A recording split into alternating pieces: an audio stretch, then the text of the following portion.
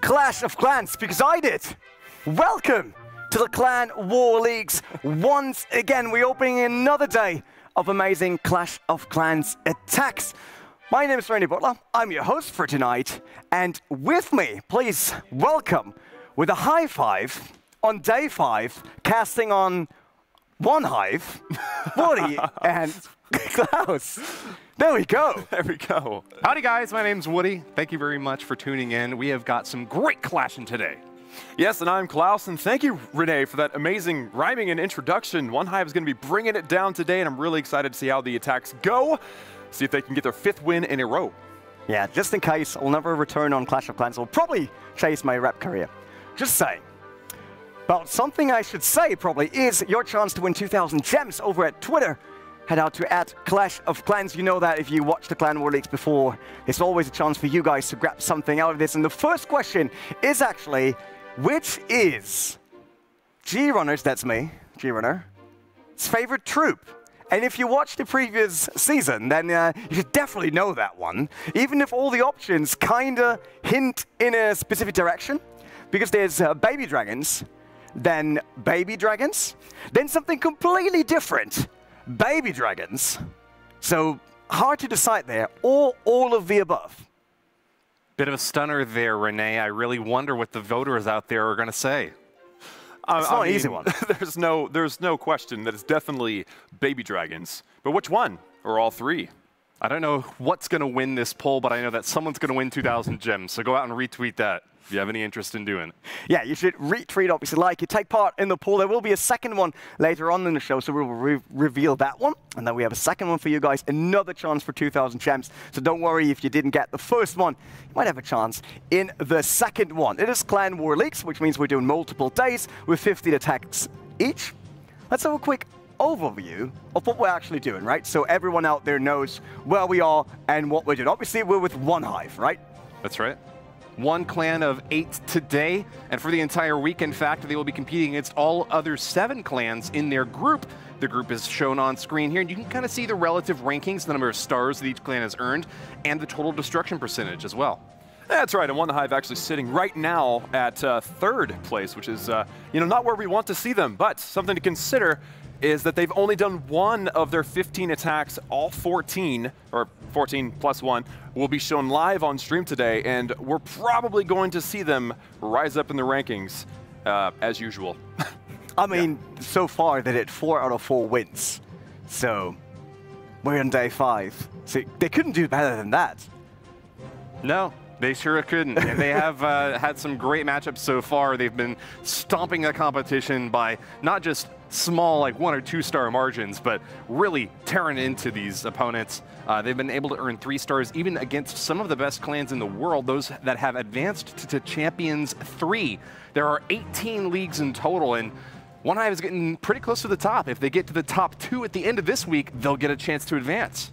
That's right. Yesterday, they went up against Saldore Abler and took the win by 11 stars. So there's no telling what's going to happen today, as right now they're down by 20, but that's definitely not the way it's going to end up.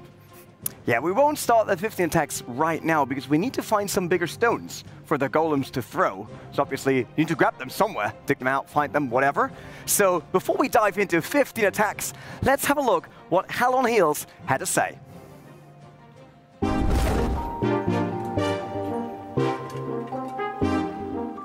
I'm Suze Hell on Heels. I am 50 years old, and I am the leader of OneHive.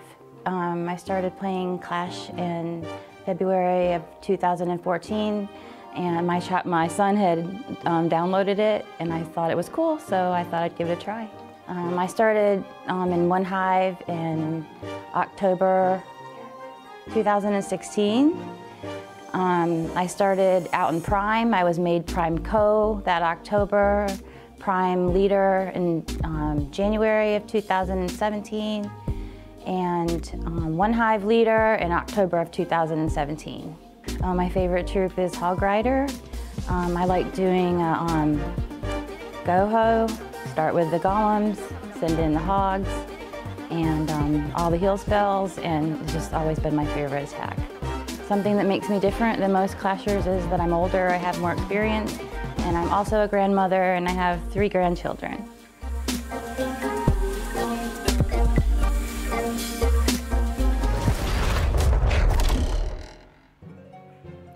Lots of responsibility. And if I would have been promoted that fast, I would own Supercell by now. Just say. That was impressive. We all want to see the ladder of success that quickly, don't we? Yeah, I would fall down that ladder every single time of doing those big stats, man. I think it's funny. Hell on Heels loves the hogs and heal spells. I caught that little pun. She was being funny there. Ah, and she took all those letters with heals, probably. That makes it even harder and more impressive. Oh, absolutely. Everything in heals is more impressive for sure. Yeah, no, I'm stunned. Klaus in heals won't be more impressive, but we see attack number 1. I was saying attack 15, and that's Neon Waves. Let's dive right into that one. That's right, Neon Waves. The number 15 attacker from OneHive is going to be going in with a Boulder Witch strategy. She's used that power potion to make sure that her troops are up to the top-notch level today. She's going to be going against a Town Hall 11 base, so she's really shooting for the 3-star hit here, Klaus. That's right. Neon Waves coming in with that Bow Witch with some healers on either corner to keep them alive through some fire. And this base is one of those really open compartments on the bottom and really close compartments on the top. So it's a really tricky one, I think, because you are really tempted, or at least I'd be tempted to try to come in from this bottom and just run into every spell or every trap anyway. And Neon Wave seems to be handling it well. Rage spell delicately placed right there in the center to get maximum effect with all the troops that have been bunched up there. Gotta be wary of these CC troops though. That Lava Hound has now popped and is starting to distract the Archer Queen and Grand Warden. Nevertheless, I think that there's still quite a bit in the center there. That big old core dive is going great for Neon Wave so far. Jump spell helping those troops make their way all the way across this little complex of walls. This is like a honeycomb, and it looks like all of a sudden the entire base appears to have dropped. The only buildings left are on the top. I believe the edges, and I'll zoom out here, were gone. So yes, the top's going to be the 3-star. The team is celebrating. It's good to see those smiles on that face cam there. Those skeletons swarming the base like a hive of bees, and there is nothing left when she's done with it. Yeah, sweet start here. 3 stars for OneHive. To start day number 5, I think. You can live with that one, and it will probably hype up the rest of the team. We saw that, smiles were there, cheering was there, everything was on point. Absolutely. Also on point was his jump spell, leading all of the troops from a very large and trap-filled compartment all the way through into the Town Hall. And at this point, the Queen can pretty much target any of the defenses from the inside of that compartment. She's got such a wide range. she's completely awesome. Yeah, awesome indeed. I mean, 3 stars. That is an awesome start. Let's see if second attack can do the same. And that honeycomb layout, I didn't saw that in Season 1, I have to say. Like against Dark Looters, never... I think we never did that. I was quite surprised there, but hey, with the jump spells, you can definitely do that. And a second attack will be tricky for OneHive. Let's see, is there another 3-star in there, or will it be a 2-star? Yes, looks like Tricky, who is not in the studio, by the way, so we get the Claymore League's logo there instead. Coming in with an Electrone, it looks like. We have the Blimp with an Electro Dragon inside with a Rage and a Clone spell to try to get huge amount of damage and value and pretty much gut this entire top side of the base. Yes, it looks like the Queen and the CC was wiped out here, so this is a good start for Tricky. Yeah, it was great meeting Tricky earlier on. He was helping set the team up here at the ESL studios in Katowice, Poland, but unfortunately had to head out a little bit too soon to be able to show up in the live attacks with us here today. But like you said, Klaus, he's going to be going in hard against this Town Hall 12 base. At the very bottom is the Town Hall itself. It does appear to be maxed out, so it's got that Giga Bomb waiting to go off whenever Tricky sends his troops in to attack it. That's right, this King and the Queen now leading in. Notice that Tricky threw down a single wall breaker first just to test for bombs, and sure enough, there was a bomb there, so it was lucky that Tricky didn't throw down all of his wall breakers at once and had the successful break, which will then allow this Queen to take out the Town Hall and get that first star. Popping that Royal Cloak ability a little bit early there and getting the Town Hall down nonetheless. We'll see where he's going to go out for his main attack. It's going to be over on the right side of the base. He's got to worry about these Inferno towers still in the center, though. One set to multi, going to be trouble for the balloons, and one set to single, probably not that much of a difficulty for those balloons to handle. Yeah, the single balloon definitely worse for the or single Inferno definitely worse for the Hounds than for the balloons, but it is this multi and Wizard Tower section here that's going to be a little bit dangerous. There's no heal spells for those balloons, but a timely free spell will at least keep the troops alive through the backside here. It looks like things are doing well right now. Warden is still up actually, but he's following the smaller group of balloons, unfortunately, and actually doing damage to that King. I wonder how long it would take for that Warden to take out that King at this rate. Just got to note that that Lava Hound is still alive. Pretty incredible that it has made its way across the entirety of the base, but not necessarily good for Tricky. He probably wants it to pop relatively soon here. As long as that manages to happen, he should have plenty of troops for the cleanup. Otherwise, he might run into a little bit of difficulty with only 30 seconds left. Exactly what you said, what he wanted it to pop. Perfect Seeking Air Mine to get that Hound out there, the pups out there now to help out with the cleanup, and it looks like with only 1 defense left, the balloons were looking a little scary actually on time with only 15 seconds currently. Scary, Klaus. Oh, and only about 11% left. It looks like this one might fall just short. Wow, the Archer Tower just kind of sniped all those balloons at once. It did, yeah. You know, you can never really underestimate an Archer Tower like that standing alone against just a few balloons. They travel pretty slowly, and with nothing to get them right on top and not enough cleanup troops, Tricky's going to come out of here with a 2-star hit. Pretty impressive. Almost got that 3, Klaus. Yeah, you absolutely did almost get that 3-star. But here we go with that Queen getting in here, taking out that Town Hall. That was an excellent funnel to get in and secure that one, and it ultimately led to the 2-star, which is the bare minimum that you need in order to have a successful war in these Clan War leagues. Yeah, Super Archers stopping in there. I mean, it was once again just the time, and we know how crucial that can be. You need to time your attack. You need to be aware of the time that you need at the end. Even if you got all the defensive done and dusted, you still need time for the cleanup, and we saw that in Season 1 how important that can be and how crucial it can be on the last second. It is possible. In this case, it was enough. Didn't work. In the end, it was only a 2-star, but a 2-star that showed the potential of OneHive here. And Scorpion will be following up next. Scorpion coming in here with a hog attack. It's going to be a couple of golems to do the tanking on what looks like 3 wizard towers and at least 1 mortar. That's a lot of splash damage. Pretty dangerous against these wizards that are creating the funnel here. This wall wrecker coming in through this outside wall is going to lead, I assume, the heroes right behind. Let's see. There we go. There's the Queen. King, where you at, bud? There's the King. Any Warden? Yep, there you go. All of those troops and some bowlers going to be grabbing this Town Hall, getting the 1st star, and if all goes well, also take out the enemy Clan Castle, the enemy Queen, and of course, get that 1st star. Scorpion managed to get a 73% 2-star yesterday, but he was using an Electro Dragon attack. I think he's a bit more in his element right now and might have a chance to try to go for 3. Kill Squad Hogs is one of his favorite setups, but this Lava Hound just once again is providing quite a bit of a distraction for his troops. Unfortunately, Lava Hounds have been really popular in clan castles recently, Klaus. They just have so many hit points that even when they go down, those pups can cause a lot of trouble for any attacker. That's right. Scorpion and the other OneHive members that are here in studio, I've heard them describe a Lava Hound as a brick wall, something that can just stop an attack dead in its tracks. And that is absolutely true because they have so much health, and then once they pop, they have so many pups that keep everything distracted. The queen will sit and shoot them forever. So it's a dangerous thing to have in your clan castle, and right now seems to be the primary strategy here for the defending clan to put in their clan castles. Those were some really tricky giant bombs, and unfortunately those hogs are having a bit of difficulty rounding around this base. That Eagle artillery just raining down fire upon them until nearly the very end of the raid, forcing Scorpion to drop those heal spells a bit early. As an unfortunate result of that, those skeletons have had a lot of time on the back end to be able to work on those hogs, and they are now done for.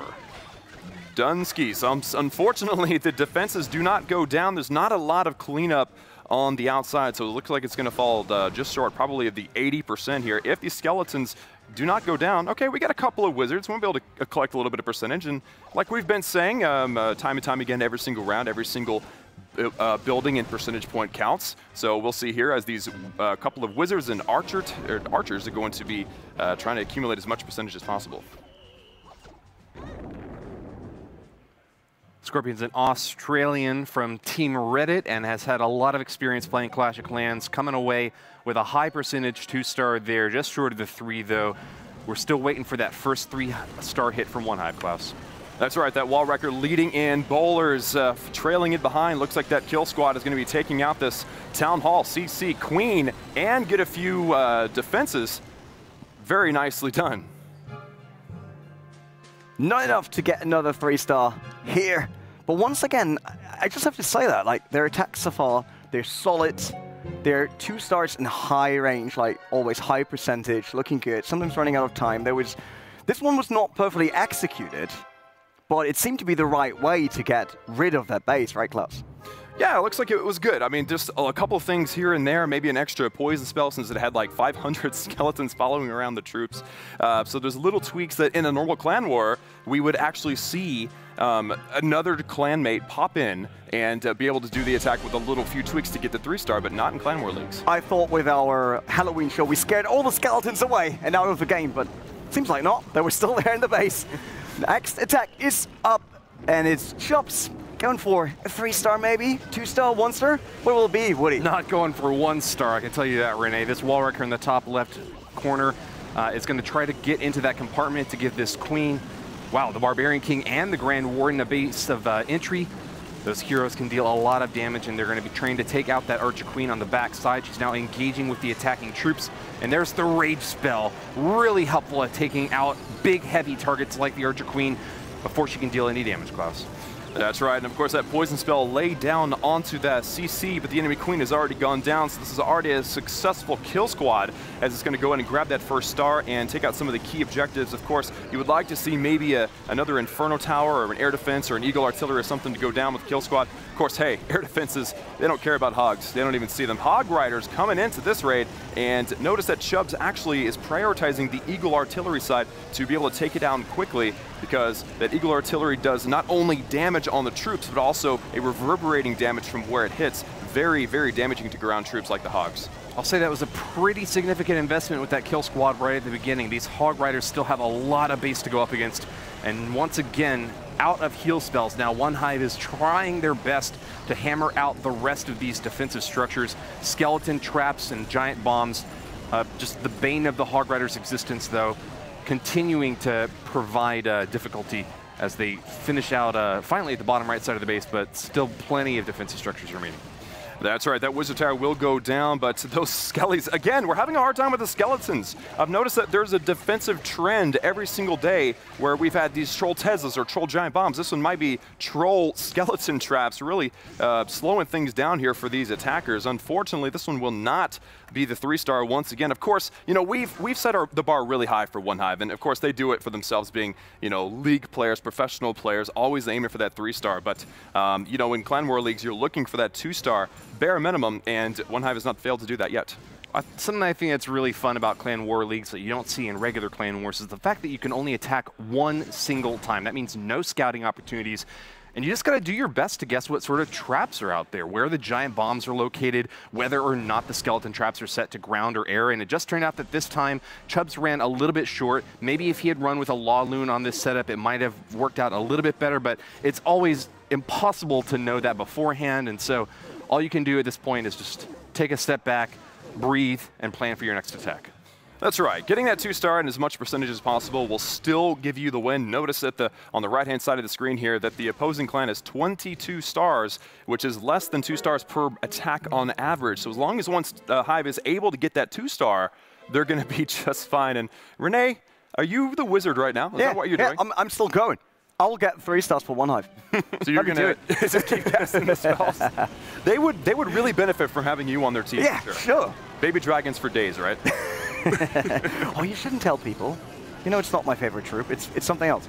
Oh, right, of course. But yes, this kill squad was absolutely fantastic. Jumping in, grabbing that town hall, all the spells on point. It might have been, like Woody said, a little bit too costly. The value that he got versus the investment may have been a little imbalanced there. Will it have an impact, though, on their strategies? I mean, we normally talk about that. They got everything laid out before, but sometimes we see them adapting in the last second. And now with a star, having a lot of 2 stars, but the opportunity for 3-star was there so often. Could that be maybe a hint? They should be either be more aggressive, be more careful.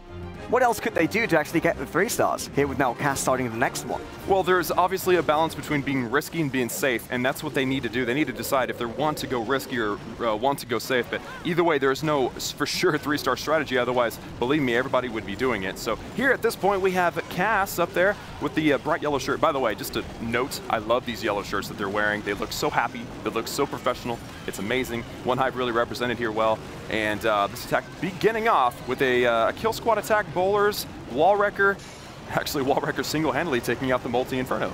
That's right, really clean jerseys there. I want to remind y'all that Cass actually managed to get the 3-star yesterday using a Lava Loon army. This time, though, he switched out to Hog Riders, following in the same trail as a lot of his other clanmates here. He says got 25 of them ready to go, but this kill squad is getting a lot more value than the last one, Klaus.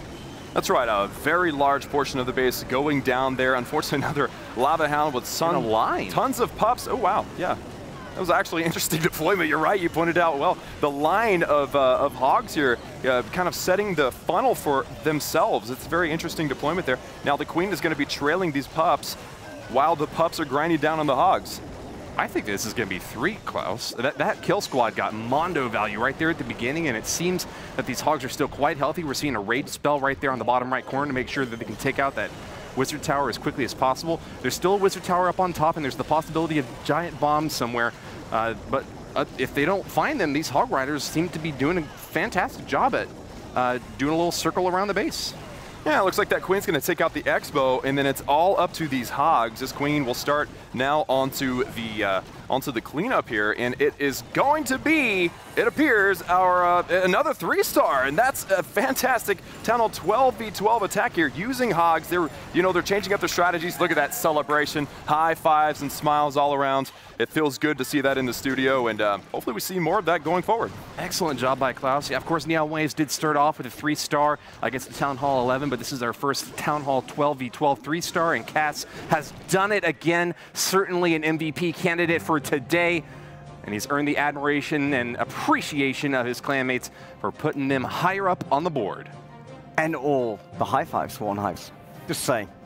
You said it already, high fives. I had to go for it. There was no other chance, man.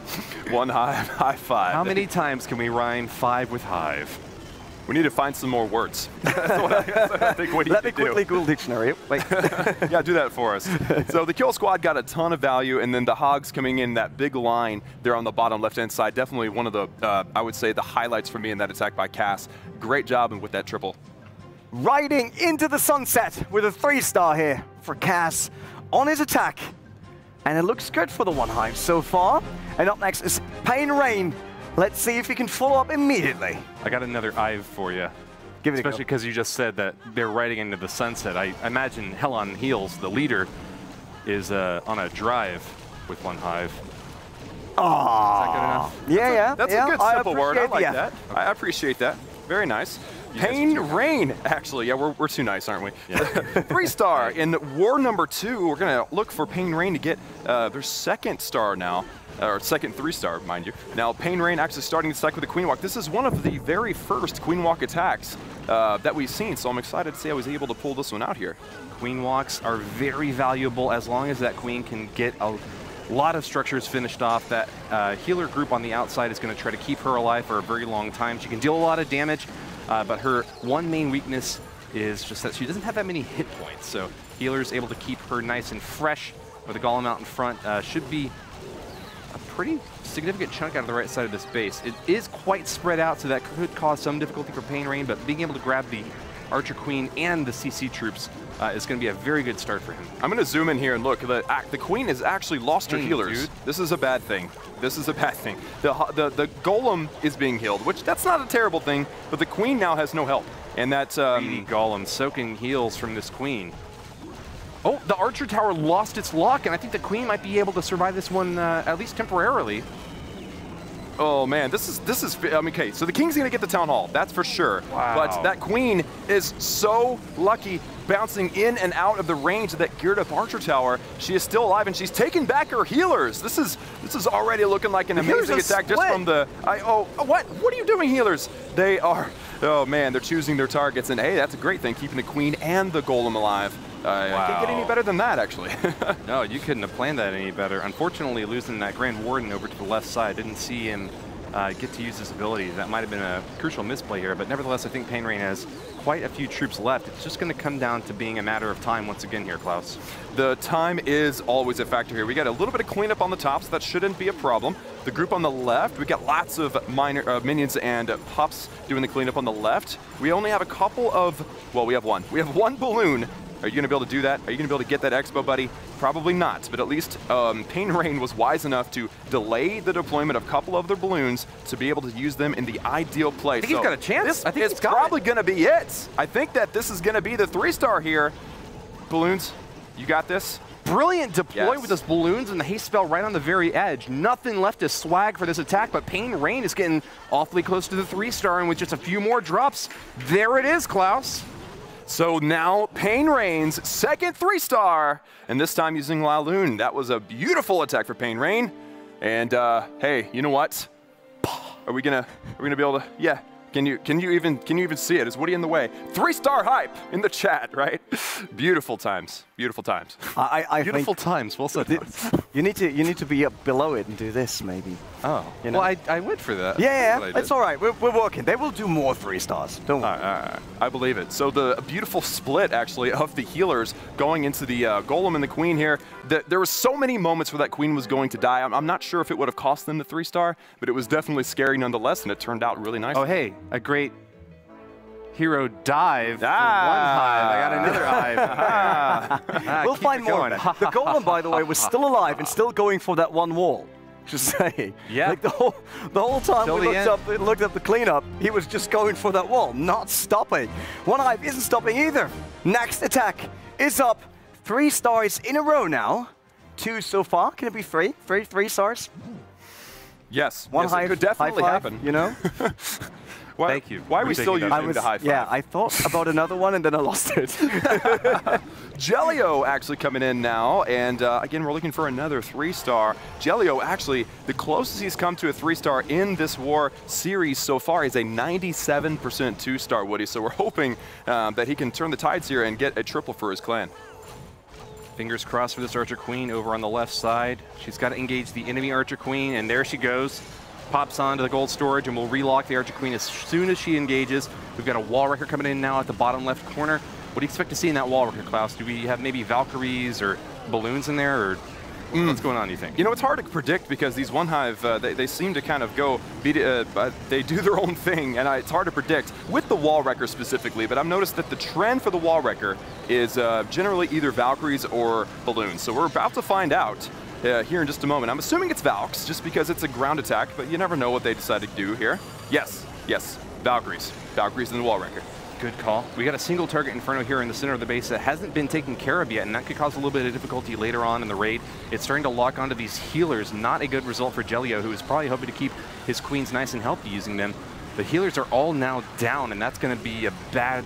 Oh, my goodness. Queen's ability. Initial phase here. Can she still pop it down? Yeah, but at what cost? A Pyrrhic victory for Jelio in the south central of the base, and not many troops remaining to deal with the outside structures. I mean, but you can see what Jelio was doing. This base has this giant C-shaped compartment over here in the base. I mean, it's like begging for some sort of bow witch. I think that what happened mostly was the funnel. He didn't get his bowlers and his witches into the core. He had a few go out, a lot go out, when he only wanted a few.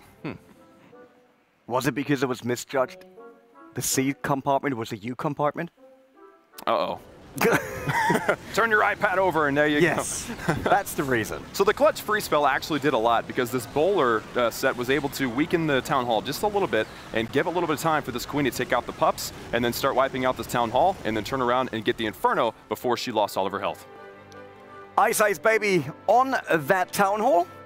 Managed to get 2 stars, no 3 stars there for OneHive, but they still got some attacks going in so far. Looks good for them in a day 5. They didn't lost a single day, and obviously they want to keep it like that.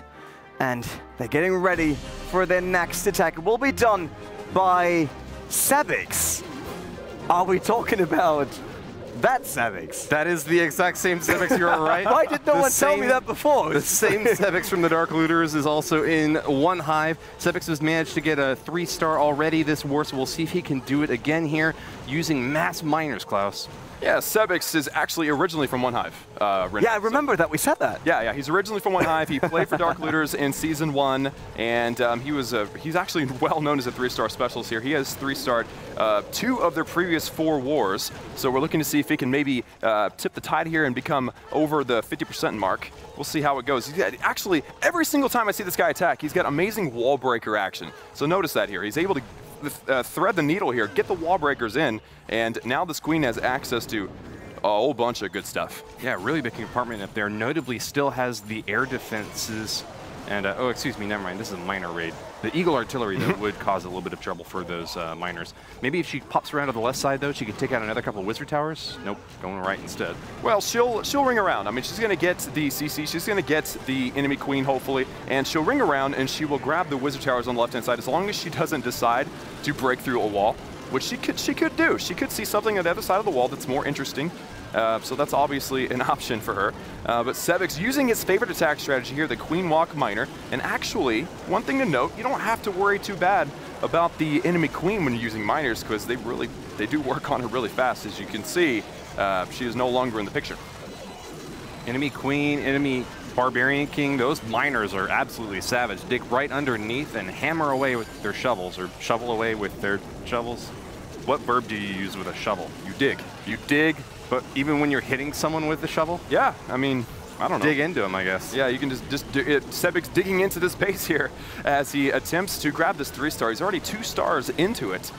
Is he going to be able to pull off this 3-star? I mean, the queen still has her ability. There's an extra rage spell still.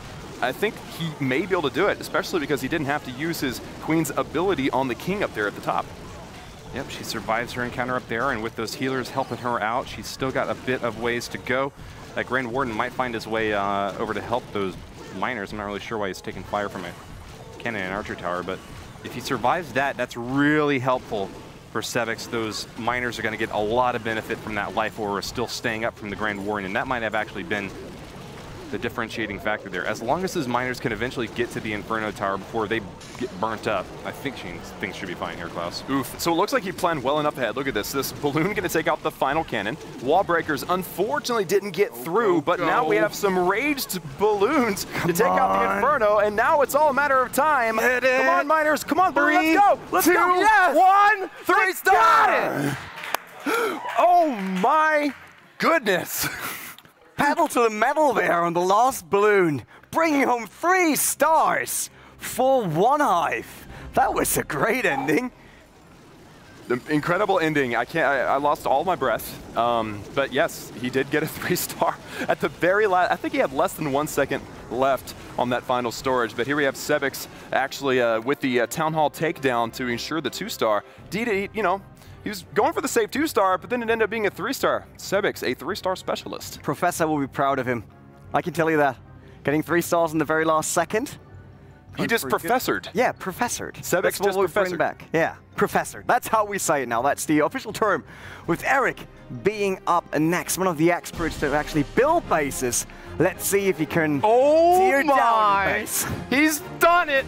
The Dragon Master has brought 9 of them to this raid. A Lava Hound out in front with a Battle Blimp as well to soak a little bit of damage here, but the Dragons have been buffed and buffed and buffed in the past few balance updates. They haven't seen a whole lot of competitive play, but here they are, Klaus. The Electron, is it going to be able to take out 2 air defenses and possibly the enemy clan castle? That would be a fantastic value for that Electron. That's the first portion of this attack. I'm assuming that Eric is going to, yeah, the hero's coming in down here. So Eric was actually explaining this particular attack to me where it's really about geometry. You take out one section, take out another directly opposite of the base, so like this bottom side, and then just send dragons through the middle, really wipe through from the left to the right. So I'm really looking forward to seeing. Actually, I think we kind of peer pressured him into trying this on stream. So I'm really looking forward to seeing what the results are. And if he gets a 3-star, it kind of proves us all right. That's true. Still has to worry about the Archer Queen and 2 big air defenses, though, stuck on the center. Let's see if that funnel is going to be worth it to get these dragons going in. We still have a Lava Hound, of course, to soak some damage from this air defense. Very helpful for these dragons, as they do not like to go up against air defenses, but that rage spell is getting them awfully close. They are tearing through this base, Klaus. I can't call it just yet, but with a free spell right in the center, nicely placed on the Archer Queen and Eagle, I think he's got a good chance. I think that if he triples this base here, then it's going to prove that there is a brand new meta out there that most of us are completely unaware of. And I would love to be able to say that this thing was discovered on stream with the wonderful Grand Warden's ability keeping all of the dragons alive through that Gigabomb. Things are looking really good for Eric at this point. And this has just been fantastic execution every single step of the way. You get exactly what you need. The rage spell's going down at the perfect timing. As soon as the dragons start to take damage, you see a Grand Warden ability going off. This is exactly what dragons were made to do. Eric, the Dragon Master, is going for 3, and there's not much of base left to stop him. Wow, so it's going to come down to time. He's got 55 seconds to clear up 12% of the base, and they're all on a big line. And he actually got a lucky spread here to where that one dragon on the bottom will take out the right, and these 2 will make their way up to the top. I don't think time's going to be an issue here. We can also tell the story of the legend of the last lava pup. Once again, you can see him kind of floating along with the dragon down there over on the right side, aiming for some target up in the top section of the base. 5% destruction remains, and these gold storages aren't putting up much of a fight, Klaus. Wow, so Eric and the team celebrating. They knew it was a triple, but we don't want to call it prematurely here, but this is definitely a 3-star. 20 seconds left on the clock, and he pulls it down with dragons. That was so worth it. I call that jalapeno doping onto that dragons. Breath of Fire there, securing 3 stars for OneHive, and I really like the return of those dragons. I mean, we had Electro Dragons, we saw them in Season 1, but bringing normal dragons into these, yeah, that's what I like. This was actually the moment of truth. He was saying this is where the funnel kind of comes together, and if he can get all of his dragons in that Warden's ability, which he did, it's going to be an easy 3-star for him, and it looks like his predictions, his talent, his skill all came together on that one. Want to know how to train your dragon? Just ask Eric. Yeah, he is our new Dragon Master. How would he said already? And JC is up, and next we see Concentrated Phase there. Look at that. Looking at his pad, getting already. And I really have to say, they look a bit like Water Eyes. I really get hungry looking at the jerseys.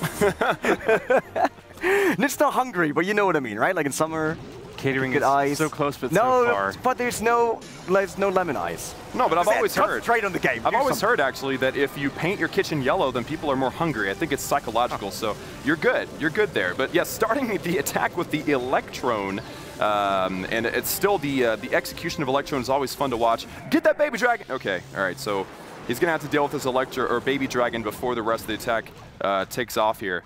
But JC starting out, cutting out a piece of this base, and he's got a Lalo portion for the rest. Lavadoon's always fearful of the air defenses set up in the base. I still see 2 of them, one in the top right and one in the oh, never mind. There's 4 still up there. But there are 2 in the very top compartments that hopefully the Archer Queen should have a chance to go shoot at. That one on the right side, though, around the 3 o'clock position, and the one up to the left around 10 o'clock are starting to be a little bit worrisome for me, though. I think this queen's actually going to turn around. So the king funneled her very nicely to where she's going to take out one. She's going to come around the corner. She's going to get rid of the cannon, and she will get a second air defense. And then JC has a... Oh, what? Oh, they got it. Oh, it's okay. Troll Tesla's balloons got that. But the funnel, the geometry again on this base, it's going to be an easy Laloon pathing for him now because it's such a thin section of the base. The beginning of this attack is looking really good so far for JC. Is he going to sandwich from left and right? Where's this other Lava Hound going to be coming in from, Klaus? That's a great question. I would assume from the top right, but you know, I'm no Lalo expert. I think we'll find out very soon. There it is. Yeah, top right. Awesome. So getting them through this side of the base, the last Lava Hound absorbs a Seeking Air Mine, less than half of his health. He can absorb 2 Seeking Air Mines and then some. But unfortunately, this Grand Warden goes down, and the Eagle Artillery is still up. Just feels like there ought to be another couple haste spells or a rage spell somewhere. If he had a little bit more, this might have been 3, but Eagle's still in the center firing away. I'm not really sure what the rest of these troops are going to be able to do, Klaus. Well, we got lucky. The balloons turned around. They're going to get the Eagle Artillery, so that will help on cleanup. But it doesn't look like there's going to be enough for the cleanup down here at the bottom. I mean, whenever you're dealing with Wizard Tower, Archer Towers, all those are very deadly to balloons, and there's only like 4 left. So it looks like it's going to fall just short of that 3-star. I'm predicting somewhere around 80, 85% maybe. Yep, aiming for percentage here now. He's going to dump the rest of his minions out onto the right side, trying to grab a Tesla that's over there. But Troll Teslas all around the corners of this base, really frustrating the pathing of these balloons, which didn't really get to their targets quickly enough. Never really had enough rage or haste to be able to get them directly on target. A really nice setup here, and the best that you could really hope for with an attack strategy like that. I mean, I guess he hoped for 3, but just the way things panned out, especially with this air skeleton traps deploying on the left side, like almost immediately as soon as he started the raid, that caused a lot of trouble for the balloons. Still, he was smiling. JC in a good mood, even if it's only 2 stars, a bit more than 85. That's how it went for him. Those air skeleton traps actually coming in right at the very beginning. They're going to be grinding down on those balloons the entire attack if they survive. It looks like actually the pups helped out on that, so that wasn't the main issue. It seems like he just hit a brick wall. It seems like he ran out of spells prematurely, and you got to have some sort of haste or rage on balloons or they just get fired on. They're getting hot into the fight, but then running out of breath at the end of his attack. Another 5 attacks for OneHive, and it's a Sem forever that hopefully will not take forever to get 3 stars, because otherwise that will not work. It's 3 minutes 50 now.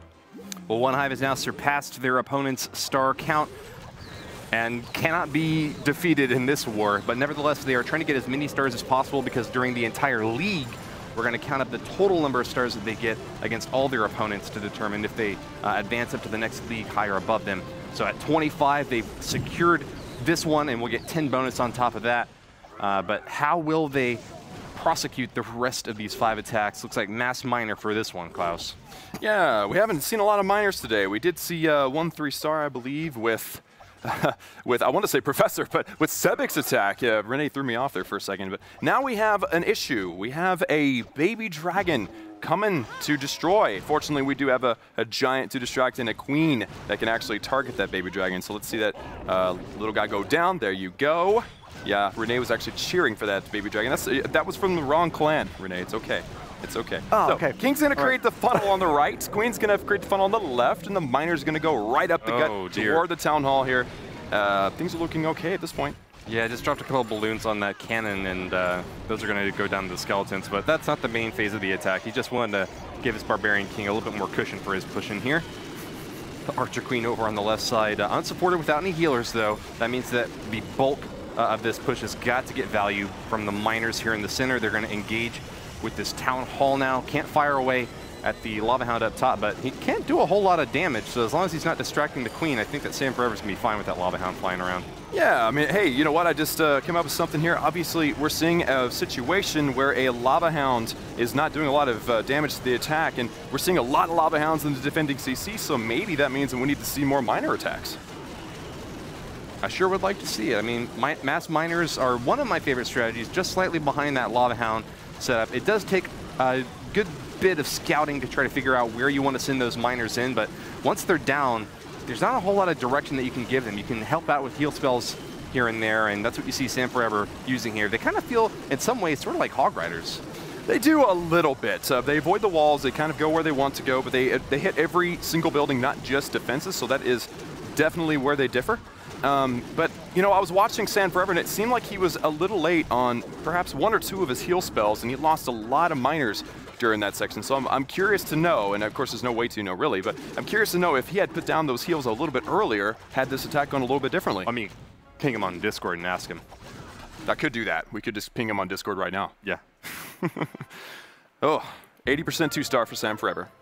Still acceptable, I would say. And just to make that clear, I'm not discriminating. I'm crying for all baby dragons. It doesn't matter on which side they're on. Maybe they didn't choose them for themselves. That's a good point, actually. But still, we're all about OneHive here in this shindig here. Save the baby dragons. I've got no sympathy for defending CC troops. Knock them down as fast as you can. I don't care if they're a baby dragon. And when they are yours? Wizard. Oh, well. Yeah, there we go, right? Uh-oh. Those are my CC troops, not a defender's. Never mind, you said defending CC troops. Oh, you caught me with my own words. Okay, let's have a look at this Renee Quadro here. Do something about this. The map. All right. Indicat. Next attack. I'm going to leave that to Klaus. I'll take it away from here, folks. So, Indicat taking on this base. It looks very similar, actually, to another base that we saw earlier. Very wide and open compartments. Inferno Towers in the middle. And this interesting little compartment with the Town Hall. So, I'm interested to see how Indicat does this. Using, looks like hogs, actually, but he's got a bunch of balloons. He's got 11 wall breakers? What? It's going to be an interesting setup here. You did see him test that bottom left compartment where the Town Hall is at to see if there was a giant bomb in there. He sent one Hog Rider in to jump over the wall as the sacrificial lamb for this initial stage of the attack. The Queen has got plenty of heals to help keep her healthy, and she ought to be able to reach that Town Hall pretty soon. Wow, I don't know. I was watching the Clan Castle Valkyries under Rage just completely destroy the enemy Queen. She was no factor in that. That was amazing. And now the Queen is locked onto the Town Hall and may actually be able to take it out before the defending CC get there, or at least will be able to put a hurt on it. Lots of health is down. Is it going to go down? Yes, it's down. And now that enemy Clan Castle is going to have to be dealt with. Well, you just heard that Eagle Artillery activate. It activates as soon as a certain number of spells or troops have been deployed on the battlefield. And what's that rage spell up in the top right, Klaus? I'm not really sure what's going on up there. Something that we missed, apparently. I think it was probably some sort of raged balloons or something to maybe take out some defenses. I'm not entirely sure. That might have been a misplay. Oh, wait, no, that was what lured the CC earlier, I believe. Oh, okay. I'm not sure. But either way, the Queen Clock is still running strong here. A little nerve-wracking because it is coming near that single targeting Inferno here on the right-hand side. But it looks like, ooh, yes, targeting. Wow. No double giant bomb, no double giant bomb. Hog Parade. That is a Hog Parade. Absolutely 100% a Hog Parade. Well, they're doing quite fine. They have no fear of a single target Inferno. There's so many of them there, and it looks like there weren't any giant bombs in that compartment at all. The Hogs have got a few skeletons working their way against them, but that Grand Warden's helping out, popping them down one by one. Heal spells keeping them nice and healthy as they proceed to the next compartment. These walls providing no resistance whatsoever to these mounted warriors. Klaus, I think this is getting close to a 3, but time might start to be a factor here. Yeah, Hogs aren't terrible at cleanup, though, so we'll see. But you saw there that Hog actually got stuck. It was banging on the Eagle Artillery. It actually pulled out the Tornado Trap. And now if any other troops decide to go up to the Eagle, it's no big deal. It is actually already gone. Wait, what? Balloons? Oh, yeah, I remember that now. He's balloons. Indicat brings everything but the kitchen sink, it appears, in this attack as well. He certainly does have a lot of it, but not a lot of time left in this one. 15 seconds left, and still a good chunk of base remaining. He might have been able to wipe out the rest of the defenses, but could have started a little bit sooner, I guess. What else could you have hoped for to make this into a 3-star, Klaus? I don't know. I mean, sometimes it is just a matter of the plan taking too long. Maybe you need to overlap some of the stages of the attack. More rage spells is a safe bet, though. Rage I only makes have things 10 faster. fingers, though. I only have 10 fingers. I can only go so fast. Replay beginning, and here we have the Queen taking out that Town Hall at the very perfect moment before that Baby Dragon approaches. She actually only 2-shots her. And then, of course, you see that poison coming on that Electro Dragon at the perfect moment. The Electro Dragon's so slow, poison spell just never shoots anything. Can't really miss with that one. As long as you got at least one eye on her pet, I would say. Otherwise, it can't really go wrong. But that was a very long Queen walk. All the healers kept her alive, and at least it paid off for 2 stars out of 3. And Alex is up next, and he will try to get another 3-star now late in the fight. They're obviously leading, but they need the stars for the whole league. Imagine if Alex and the other 2 attackers remaining got 3 stars. That would be 38 stars for the war and would be a record for them so far. Alex coming in with yet another one of those fancy Electrones to get a CC lure. One of the worst things that you can find in a CC if you're using Electrone is some sort of Baby Dragon Witch. Oh. Yeah, this is brutal. That is not the Klein Castle that you want to run into. One thing that's bad about this CC actually for the attacker is how slow the actual witch is. Like, skeletons get way ahead. You gotta engage those skeletons, but then the witch is slowly approaching behind. It's hard to time and position your poison spells to compensate. Well, he definitely does want to get rid of the CC troops. Alex attacked at Town Hall 11 yesterday and managed to only get 1 star. He's hoping to improve upon that. And with a ton of balloons behind these 2 Lava Hounds he's brought, he's got a chance, just as long as he has enough time after taking out these CC troops. All right, took just about a minute 05 to get that first stage of the attack out of the way. Now, fortunately, he did get a big section of that base finished off by the Electrone. This Lava Hound taking a lot of damage, though, and not really providing too much cover for the balloons anymore. Those balloons pathed nicely, though. They're all going to come in on this air defense compartment section here, so that is going to be great. Now, if we could see that Sweeper go down, nope, Sweeper was of no consequence there. That's a great pathing, and of course, we got 2 more haste spells and another rage, and 9 more balloons for 40% of the base. It looks like things are looking good for Alex so far. I don't see how anything could go wrong to throw this off. Even the Queen is going to get this last air defense. Very helpful Queen circling around the top right side of the base, and it looks like Alex has done it this time.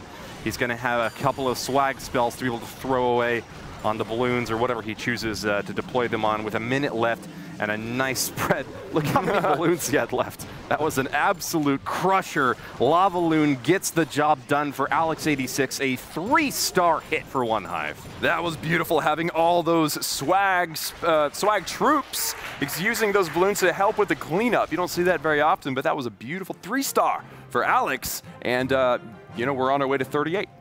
It seems like that. I mean, it's not close to the record we have in our live shows. We have been above over 40, but I would say they're in a good way. Maybe, by the way, you just missed your, Klaus. We missed our cue. He feels a bit lonely now. My apologies. Go with the replay instead. I was so entranced by your commentary. Yeah, go with the replay instead. I know, it's really good. I know. Well, here we go. Balloons at the very end of this raid, trouncing the, I guess the last Archer Tower was the highlight of that attack. I think the Queen coming around and grabbing that last air defense was really what put the bow on the present there, really, because the 3-star happened quick. But she carries a bow. She does carry a bow. You're right. Goodness, you're so quick today. I see what you did there, So Klaus. quick today, Woody. Catching all the puns. So level 8 throwing Pidgey. them way, Klaus. Level 8 Pidgey up against number 2 here. Level 8 Pidgey also wanting to get the 3-star. He 3-starred also in Wars number 2 and 3. And again, we're looking for that 38 stars altogether. So it's going to be really interesting. Actually, this base design looks, it just looks like a big giant knot. Like I would not want to hit this base personally. I'd pass this one on. I'd let it cleanse. Yeah, you sure would not want to hit that base. Not hit the knot base. Ooh. Yes. Exactamundo. Well, we have 35 stars as the record so far for OneHive. They're looking to try to exceed that here, and they are getting another chance. Level 8 Pidgey is an attack master who has earned 3 before for OneHive, but he's going up against a really difficult base, the number 2 defender for the enemy clan. Coming in with actually a Queen Walk Bow Witch. We don't see a lot of Bow Witches, but it's awesome to see whenever they are well executed. They can get a ton of value in 3-star extremely fast. So it's going to be interesting to see how this attack unfolds. Oh no. Oh wow. What is the Tornado Trap spinning those balloons around, not giving them a shot at that Eagle artillery. Those skeletons are just hammering away at them, and oh, that's a brutal finish, leaving the 3-star well out of reach. It's going to be really tough to be able to get over there and finish off that Eagle artillery at this point, Klaus. Yeah, the pathing is not good. The Queen is still stuck behind. See what I'm saying? That Lava Hound at the defending CC just stops attacks. Just absolutely just plugs up attacks. That Queen is stuck in the back. She's not shooting defenses over the walls. The bowlers and the witches can't continue through the base untouched. So we have the 2-star. So we don't have the 1-star fail, fortunately. But it does not look like there's any chance that this attack is going to end up being a triple here. Just as soon as that Tornado Trap went off, you heard the moans and groans from the OneHive players in here in the studio, and they knew that that's just something you can't plan for. You can't prevent. You can't know what's going to happen. I mean, you can try to toss a minion out there to see if it's going to be able to catch anything, but at the end of the day, at what point are you going to be done trying to find traps? You only get 1 attack per base. Level 8 Pidgey had a great plan in mind that could have turned out into a 3-star, but with a Tornado Trap positioned right next to the Eagle artillery, I got to tell you, I've learned something from this attack, Klaus. I'm surprised he actually didn't throw that baby dragon onto the Eagle artillery.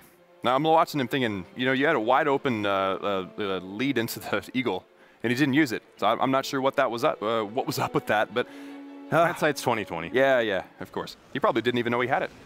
That happens all the time.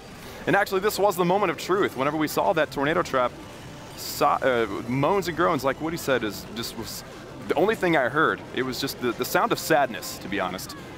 But the Bow Witch still made it into the Town Hall, and we still managed to get the 2-star.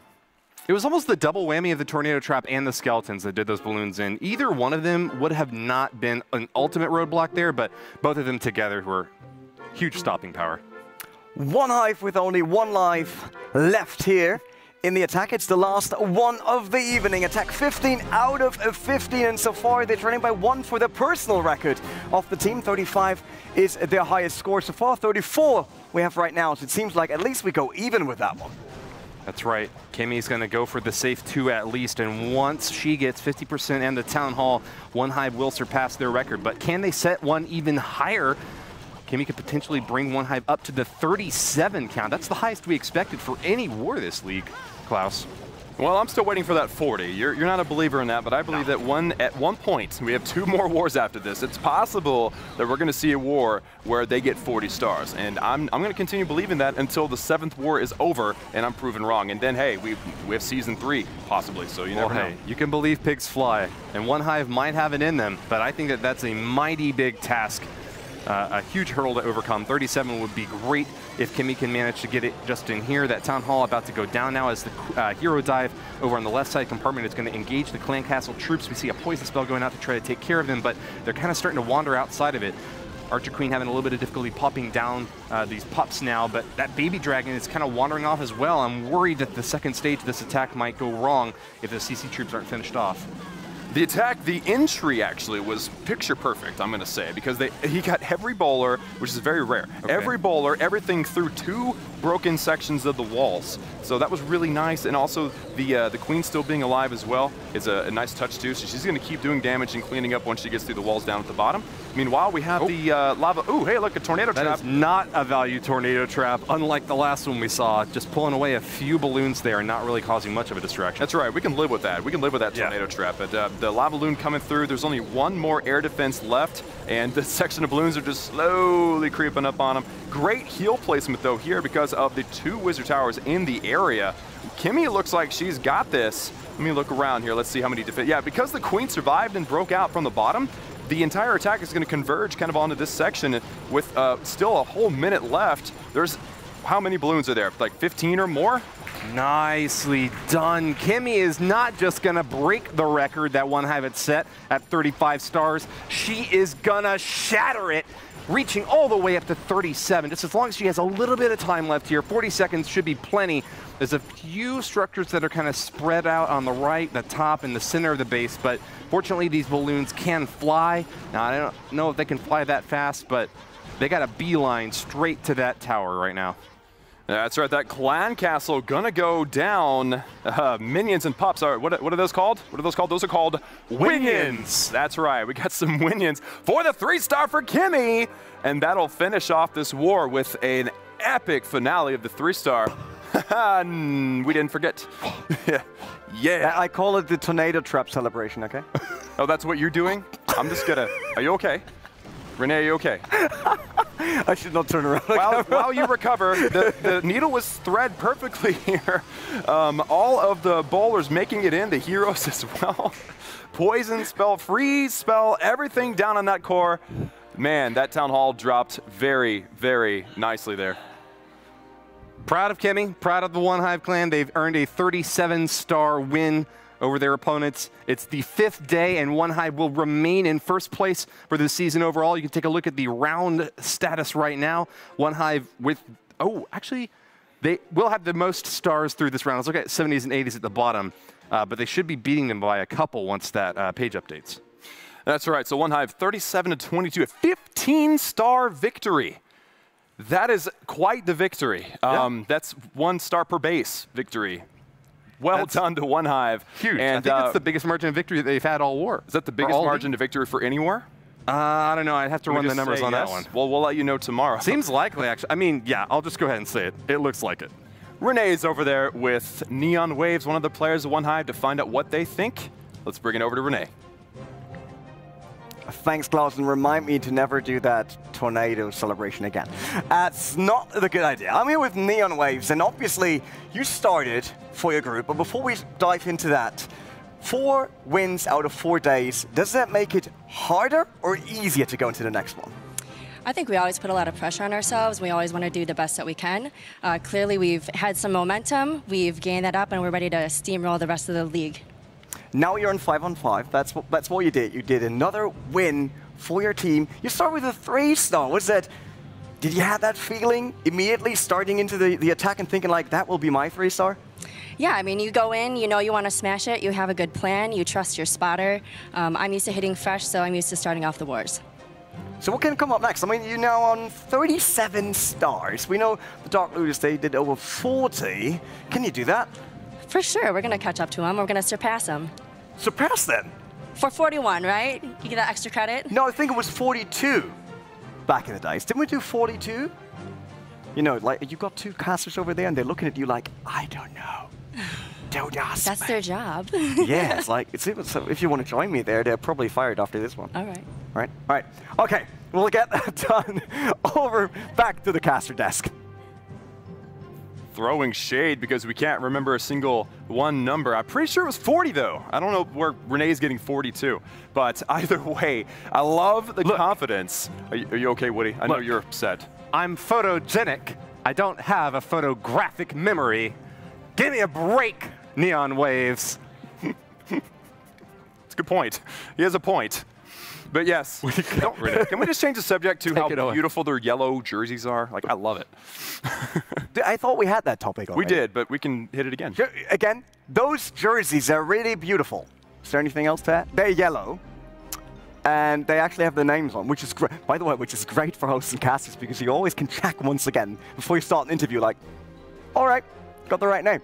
That's important sometimes, right? I mean, of course. We tend to forget. Don't give away our secrets, Renee. Those are our secrets. Those are or numbers. Just numbers. Just numbers. We don't lose anything else. Talking about numbers, let's talk about 2,000 gems that you guys could grab if you take part in our polls over at Twitter at Clash of Clans. And you obviously did. The first question was, what is my actually favorite troop? And I know it's really hard to spot, and even all the answers and options were super hard to guess. But it was like either baby dragons, or all of the above. And I think it was a pretty even split on the answers. No, it wasn't actually. I think all of the above crushed it. That's what I was checking on earlier. I don't know. Maybe the results of the poll have switched. Yeah, I checked them. 64% for all of the above, in fact. 64%. Wow. All of the above has won it. All right. Even split my left toenail. Is that even What? Is that even an expression? No, but is that I'm the not answer? sure. All of the No. above? Because they're all right, right? It's baby I don't dragons, understand guys. this question. I don't get it. Baby dragons. Someone's going to win It's 2000. all about the baby dragons. That's what it's all about. They're It's awesome. baby dragons, and one day I will finally get my baby dragon Plushie? Clash challenge on the pad. Oh, No, God, please no, do we're not doing that. Please. Oh yeah. on the Don't. pad. No. You need to That's tap it that's first. not safe for camera. And then you need to apply it along the line. Never mind. Just so that you know, might be a new idea. Will probably never happen because you can't use the pads afterwards anymore. Let's go over to people that actually know how to play that game. Not us. I know how to play the Plan game. we're like, yeah, that's what you say. Come on. That's what you say, but we never proved it in any of the All right, well, Clash we got our challenges chance later. now. No, not now. Don't we have a second Twitter poll? What's the deal here? Yeah, that's where I wanted to head. Okay, but then you decided it's hit me time with for it. something else. Let's go. Hit me with the second question, which is actually how many different clans are in the OneHive's Clash of Clans family? Is it 1 until 6? So 1, 2, 4, 1, 3, 4, and 6. I'm sorry there. And Klaus, do not give it away. Definitely not 2, and it's definitely not 5. Certainly not. Not He's so 7. smart, right? Oh, You man. think like, That's damn. process of elimination. Yeah, Well, he the The other is other question made no amazing. sense. The other question was like illogical, so I had to apply logic to this one. Yeah. So there you go. It's not 2 or 5. Go vote for 2,000 free gems and retweet. Next Got to question. retweet to get the gems. Voting is not good enough. Retweet for a chance at 2,000 That's gems. true. But you're right. But next question will be how often did Woody No, throw his that's not cue gonna be the card next question. during the show onto his display? He does that like every single time. What do you have against the display? I don't know. I just like flipping it onto the display. Don't. All right, to don't each question their own. it. That's fine. Yeah, exactly. we're not judging. We're not judging, Woody. We love you. All right. It's all good. Thank you. So we also love our honorable members because you know we're not doing it only MVP. Honorable Going for mention. 3. Yeah, Yeah. it's members as well, right? They're members of the clan. Yeah, they're Nope. members. It works. Honorable mentions so that Woody is actually okay with it. Renee shows up and starts changing everything about the show. Day Yeah. 5, it all goes. Surprise! We're so glad how I you're here, do. Renee. We're so glad That's how I do. Okay, give me the first one. Who is our first honorable mention? Yes, so of course we'll have 2 honorable mentions and then the MVP. And the honorable mention is Pain Rain. The replay is up. One of the best 3 stars of the war. Is that your rain? That's my Is that Pain the Rain raining celebration. pantomime right Yeah. there? Where's the difference to normal rain? That was, when you said that was pain rain, what's the difference to normal rain? Well, this rain causes pain. And this rain causes 3 stars, which is the replay. Let's focus, guys. Let's focus. So Okay. Queen Walk starting this attack off, and it was one of our first Queen Walks of the entire stream, so it was a lot of fun to watch. I really enjoyed this one because I just enjoy a good Queen Walk. Like, I've never been asked, like, what's your favorite strategy? But I think the Queen Walk is probably at least part of it. But if you started off with the Queen Walk, and it's going to be leading in with the Wall Wrecker. You remember this attack, Woody? This was the one where the healers couldn't figure out what they were doing, and the Queen was a genius. It seemed like everything was about to fall apart. And then just as quickly, it seemed like everything was going exactly according to plan. The Queen made it into that right side compartment and started to take some fire from that geared up archer tower, dealing a lot of damage. Pretty short range, but can really nuke a squishy troop like her. But fortunately, she had just enough health to be able to withstand that firepower. She wandered on through after hammering away at these CC troops. And then, yeah, you're right, Klaus. Those healers splitting up was exactly what Pain Rain needed to be able to provide cover through 2 different compartments, tearing down the Eagle artillery. It just was beautiful. It was beautiful. I'm actually going to focus on the Queen Walk a little bit further here. Okay. So the Queen actually grabbed her healers. She walked out of the Archer Tower's range there and then walked back in and then started banging on the wall and was just an absolute brilliant genius. I love it when the Queen does the best things. So she survives the entire raid, and I think that was really the key of the attack there, because the Queen doing so much damage every single shot. She's targeting something here and there. I mean, it's a beautiful thing. Now the Lalo is actually coming in here from the top. It was well executed, of course. I'm a little worried about this Inferno Tower on the left. Fortunately, we know how the 3-star comes about. But Tornado Trap, all of them. Oh, wow. every troop was a genius in this raid. We had some balloons going over toward the Inferno Tower I was worried about as well. You know, I want to hazard to make a statement here, and correct me if I'm wrong, but maybe it's not the troops that are the geniuses. Maybe it's Pain Rain. If they're, look, if one of the troops is a genius, then it's the troop. But if they're all geniuses, then it's got to be something to do with the planning. And I think in this case, we can give great credit to Pain Rain. The second honorable mention today, coming close to the MVP status. I know that we must have some amazing attacks to follow up with. If this is second, I mean, this might have been my MVP. Yeah, that's what I was about to say. It was like, this was good enough to be my MVP. I don't want to throw shade on our next two attackers. No, no, no. They're all going to be amazing. A lot to look forward to going forward in this stream here. The cleanup is actually super, super short as well. The defense is in like one building in the last 10 seconds or whatever that was defensive. So just a great, the attack was just brilliant. I hope my class was like, that is so good, I don't know what to say about it. But it was true. I mean, you said that already, like that was the second honorable mention, the first one actually that we did today.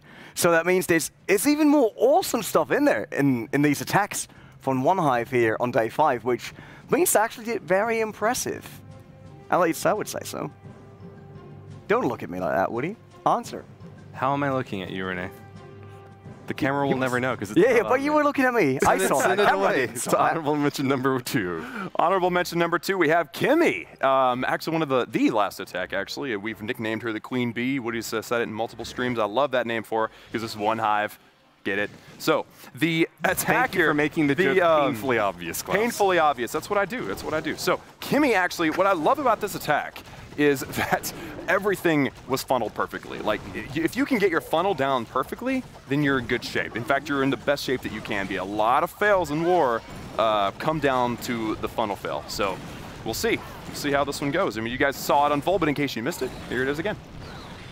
He's going to get a few little shots at this Dark Elixir drill up in the top, just trying to help that funnel out a little bit more. Want to keep that Archer Queen on task, and I think that that's exactly what Kimmy got out of this early entry.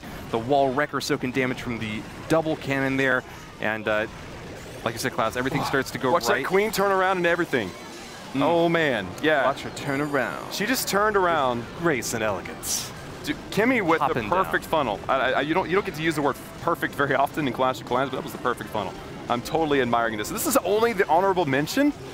This war was full of amazing attacks. This actually legitimately was my favorite day of war attacks out of all 5 so far. No hate on the past 4 days, but day 5 has been very impressive, and I can only imagine what they're going to come up with day 6. Now that we know what some of these attacks have been able to pull off. Which is really unusual because normally when the players get into the studio, the lights and the cameras and everything make them nervous. Yeah. But they seem to have all kind of like did better with the nerves. So you can't get any better than that. Let's bring them in every time. Let's bring all 15 in and just watch that 45-star roll. Look, performance under pressure is a hallmark for some of the best competitors in any game, in any sport, whatever you want to focus on. If you want to get to the very, very top of the game, it's gonna be really difficult to perform when it comes down to the wire like this, when it all is starting to shake at your core and make you wonder whether or not you're good enough. Do you deserve to be here? OneHive has no question about that. They know that they're one of the best clans in the world, and they're proving it here on the main stage once again today. Right, you have to be a finisher. That's ultimately what it is. You can do really, really well, and then when it comes down to it and the nerves are hitting you and you can't see because the lights are super bright, it all comes down to can you finish it off, and OneHive is definitely proving to be able to do that today. And not only that attack. What's a good word to describe it? I want to use beautiful again because that's the word that keeps coming to my mind. Gotta think of a new word. Superbious. That's the lot of a caster's lot. Ooh. Wait. Is that a word? Superbious. Superbious? That is not a word. It's a word I just made up, but it's like superb and marvelous put together. Okay. A for effort, right? Scrumtrelescent. That attack is Scrumtrelescent. There you go. But obviously, it's a podium. That was 3rd and 2nd, and as with every podium, we actually need someone that stands on top of it. And it's the MVP of tonight. So let's bring up MVP of day 5.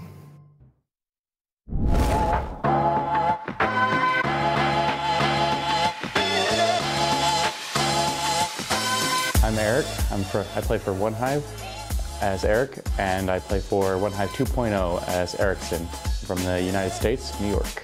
I started playing Clash in 2015 when some coworkers introduced me to the game. When I first started playing, the strategy of how you place the troops compared to other games immediately caught my attention, and simple techniques like funneling and stuff really drew me into the game and got me hooked. I've been part of OneHive for 4 months. My favorite unit, is one that I have the most fun with, is the dragons. I've been nicknamed the Dragon Whisperer. Well, I've been using dragons at Town Hall 10, and one of the few people who can get a dragon Town Hall 12 triple. Aside from Clash of Clans, I'm also a powerlifter. The competition of all aspects draws me in, and this is the perfect game for me.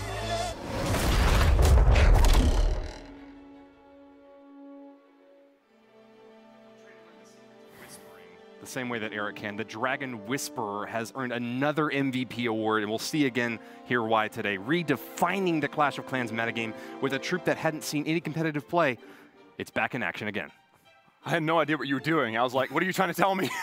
But we have the replay here. Oh, you had the earpiece. No, I can't hear anything. No, but Eric actually coming down with a beautiful Electron Dragon attack. Electron from the top side, wiping out some air defenses, drawing that CC, actually taking out the enemy queen as well. That was the first section of the attack here. But I just want to say, the meta has begun, okay? It started here, it started with Eric, MVP now for the second day in a row, by the way. He was MVP yesterday as well, so this guy's definitely proven his worth in OneHive. Total beast, going beast mode here with some dragons. Let's take a look at the base and talk about some of the things that could have actually made the dragon attack pretty difficult for here. We've got multi-targeting Infernos that would be able to lock onto all the dragons. We've got air-targeting Expos that would also be able to hit them. We've got an Archer Queen relatively close to the center of the base, a CC as well that would be pretty hard to pull. So what did Eric do right to make sure that these dragons got onto their targets, Klaus? One of the best things he did actually was throw down this extra dragon that was kind of up there at the top. That created the funnel to force all of the dragons in through the core. And by the way, I misspoke. I did not see the queen earlier. He didn't get rid of the enemy queen with the Electron, but that doesn't matter because these dragons can handle her no problem. So I just wanted to correct that there. But the funnel, it's all about the funnel. We've been kind of hammering that home today.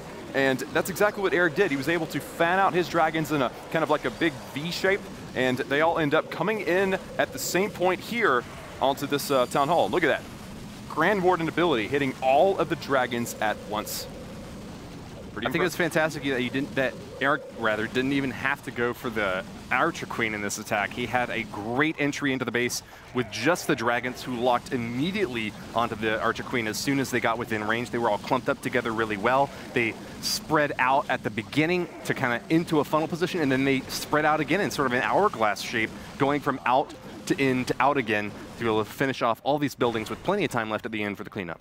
You know, the more and more of these CWL attacks that I watch, I think it comes down to shaping the base the way you want it with that Electron or with the heroes or like a Queen Walk or something like that. That almost seems to be one of the key things that I never think about. I don't think about the geometry and the shape of the base and the funnel and everything, but these guys have it down, and this is going to be yet another beautiful Dragon Raid. The only Dragon Raid we've seen, by the way. Unique 3-star for Eric. Do it again. Can we see it again tomorrow, Eric? I hope so. Look at that thumbs up. Did you thumbs up? He did. He thumbs it up for me. There you go. You heard it here, folks. Another Dragon Raid tomorrow. 3rd MVP in a row, possibly. You never know. Well, let's send it back over to Renee. He's got someone to talk to over from the OneHive team. That's true. I'm here with JC, but I have to say first, Bob the Builder was yesterday. Eric the Builder is today. How was that intro? It was great. Great intro. Yeah. You're great. I will interview you every day. That's how we start. Now, let's talk about your attack. Yeah, my attack, the first beginning started really well. The blimp was well, the clone was well. The only thing that really screwed me over was the wall breaker fail.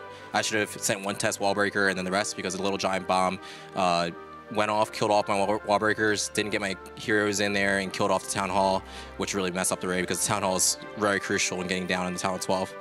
Does it change anything for you on your next attack? Like, do you veer away from that attack route now that it happened? No, I think it's a very powerful attack that still can be utilized in a lot of bases. I just have to be more careful and do better in planning.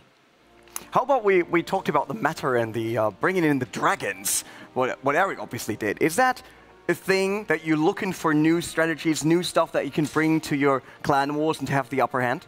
Yeah, I mean, I really like Eric's attack. It was really good. I'm definitely be hitting him tonight just to give me some pointers on how to do it. But I definitely need to FC it and do better in it and practice it because it looks really powerful. Will it be the perfect season for you guys? Will it be 7 out of 7 in the end? Oh, yeah, easily. Definitely at 7 out of 7. No chance. All right, all the confidence which I see in his team. I'm pretty sure they feel unstoppable, but are they unstoppable? That's the question for the desk. We are the desk, and the question is definitely, or the answer is definitely the confidence that OneHive is showing off here is amazing. I mean, they're saying they're gonna win 7 out of 7 wars. I think they probably will as well. I'm pretty confident actually that they will. Well, of course, they want to show up the Dark Looters who were here last month, trying to demonstrate that they can be just as effective on the main stage. In fact, OneHive has made it to the Champions War League finals twice, one of the biggest community-based events in Clash of Clans, and I think they've got another shot here in Season 5. If they can perform well in Clan War Leagues, I think that CWL ought to be an easy step for them. That's right. Now, we're going to start onto something a little bit exciting here. We have Eric, actually the Dragon Master himself, on the desk, and he's going to be coming in, doing a little switcheroo here with Woody, and we're going to be showing off another base. So, Eric, by the way, excellent attack. Thank you. Pleasure to hang out with you up here on the desk. I'm so excited. Here's the microphone for you. So here's what we're going to do. We're going to show his base, and he's going to talk his way through. Of course, I'll be asking him questions because I've got to understand what's going on here. And you're going to be talking through what makes your base tick. By the way, this base has never been tripled. No 3 stars ever come on this base. So let's get right into it. It's here, and do you see it? There it is. Perfect. All right, so Eric, first things first. Actually, you know what? Let me hold that so you can actually do the zooming. So tell me something. The first thing I want to ask you is about this spacing of like major defenses. So how does this base reflect that? All right, so when you do base building, especially at Town Hall 12, you want to spread your major defenses out. So the major defenses being the Town Hall in one section of the base. Opposite of that will be the Eagle in another section. And then the Queen and it will be in another section. And then there'll be an Inferno in every quadrant of the base other than the Town Hall. Okay, so you're saying spread out your major defenses, the Town Hall, Eagle Artillery, Inferno, and Queen, right? Correct. And you want to spread those out. Why do you want to do that exactly? The purpose of that is to prevent a kill squad entry from getting too much value. So a kill squad entry from any portion of the base will only be able to get a certain amount of those major defenses, which means other ones are still standing for the rest of the raid.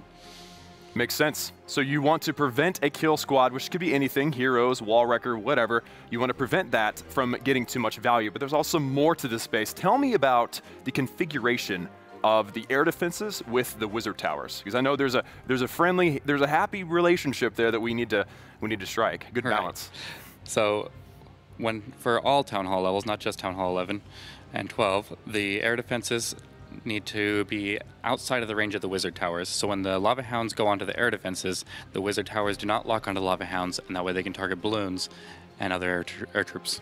So that's something that we could all do, even like Town Hall, what Town Hall 7's with the air defenses and the wizard towers. Just make sure they're separated enough, and you're good to go. Also, something else is that I noticed that you have a lot of seeking air mines near your air defenses. That's also a key factor, isn't it? Right. The quicker the lava hounds go down, the more time they're going to be shooting balloons down. Well said. Well said. Now, what is your favorite part of this base? My favorite part of this base is most people will be trying to send in kill squads in after the Queen. So when they send in a kill squad after the Queen, they'll be going generally right through this little path here, and they send it right into the tornado trap, whether it's an Electron to go after it or a Wrecker. That tornado trap catches them, spins them while this Inferno Tower just shreds them apart. So you're saying that no one's ever made it through there. Is that what you're saying? That's like the brick wall of the base. They have to throw a lot at it, and if they do throw enough to get through it, then they don't have enough to get the rest of the base. That's some serious planning, man. Well, guys, this base image is going to be on Twitter at Clash of Clans, so be sure. And no, not the builder base. Not the builder base. That base. That base is going to be on Twitter, so be sure and go to @ClashOfClans and check it out. Study it for yourself. Apply some of those principles to your own bases, and you could even steal it. But, you know, base is definitely burned with millions of people seeing it. So, Eric, thank you so much. Thank you. And good luck in the next one, okay? Thank you. That was me trying to sneak in there to just remove the wizard tower range from the base so everyone could see it. Oh, I accidentally tapped the boat at the bottom. Smooth transition. Don't forget about the builder base. I'm trying to get builder base content in the stream. Hashtag builder base lives matter too. Yeah. Well, no. No? Not builder quite. Base matters too? Yeah. Okay, that's a Bit little more closer. accurate. We're here. Howdy, Renee. Hi. Welcome back. Good to have you here. Yeah. You know, the series part is over, and I'm not the only returning element today. It's like that. It's probably minus 10 out of 10 for objectifying yourself. Yeah. No, you're the You're an element. No, you can be an element. You can be the fifth element. I can be the fifth element. Quintessential to the stream. Yeah, Dynamic. you know, which is also essential to the stream. What is that? Overview and bracket. How about that? Let's do it. That's right. We need to see where OneHive is now, and as you can see here in the group, compared to the other 7 wars, they are now at their rightful place in first place with a 22-star advantage. And the war hasn't even ended yet, has it? So they have that extra 10 on top of that for winning the war. And then, of course, the total destruction advantage as well is there. They're winning in all accounts in all ways. They're hashtag by winning. That's what What? Charlie Sheen would say. You don't remember that? Hashtag what? Look, OneHive's got Tiger Blood, and they just stomped all over their opponents. They're by winning, and they have plenty of medals to go along with that now. It means winning both ways. They're winning. Yeah. They're winning twice. Sure. I mean, it means whatever you want it to mean. Just trying to translate Woody. Okay, Yeah, that's what I'm trying to do. Nice try. So we now have the I'm rounds. incomprehensible. Round 5 on the top was what happened today. Tomorrow we have yet another war. Lots of action to look forward to, and of course, we're going to be looking for 40 stars. That's the goal. We're going to be looking for 40 stars from OneHive. You know they're going for that too. 5 wins so far. Maybe they can get their 6th. I got my fingers crossed for it. What I was also wanting to comment on, though, is that every time you get a star, or every time your clan wins in Clan War Leagues, you get a medal that you can use in the shop to buy something nice and shiny, like one of those great new hammers that instantly upgrade your heroes, a spell, a troop, any building you want for free. Instantly and for free. So, I don't know. Next time Clan War Leagues come around, maybe you should find a clan that's going to be part in one. I actually buy the wall rings. Oh. Yeah, it's not very fun, but it's a good value. It's a good value. I don't like wall farming. Anyway. You can't really farm on walls, just saying. Did you ever try? I've Any tried. clue about farming? I've tried for years, and it's just tough. Yeah, let's not talk about that. But let's talk about those 2,000 gems that we give away. Obviously, we ask you a second question because we want to give you guys more chances to actually win 2,000 gems. You just need to retweet it for that over at Clash of Clans. And the second question was, how many different clans are there in the OneHive Clash of Clans family? Is it 1, 3, 4, or 6? And as Klaus pointed out, definitely not 5 nor 2. That's right. Do I get to reveal the answer now? Since you're looking that serious, go for it. Let's go. The answer is there are, drum roll please, don't stare at me like that, 4. There are 4 clans in the OneHive family. That could be up to 200 members. 200 of these guys. That's a lot. That's a lot of talent in one place. So 4, if you got that right, or even if you didn't, gems, Twitter, retweet. 46% actually got that right, just saying. Wow. I think that's pretty good. Yeah, that's really good, actually. Unless they all created multiple Twitter accounts just... even then, it would even out. If everyone does that and does all the different answers, it would even out. Yeah, math we talked about in Season 1. Not really my strength. But 46% did so. But as we said, you don't need the right answer. You just need to participate. And then you got a chance for 2,000 gems. Obviously, we'll be on Twitter, so that we'll let you know if you won. And then they'll ask for your details. And then you get those 2,000 gems. And then you can spend them on all the amazing stuff in a Clash of Clans. Now over to the returning element.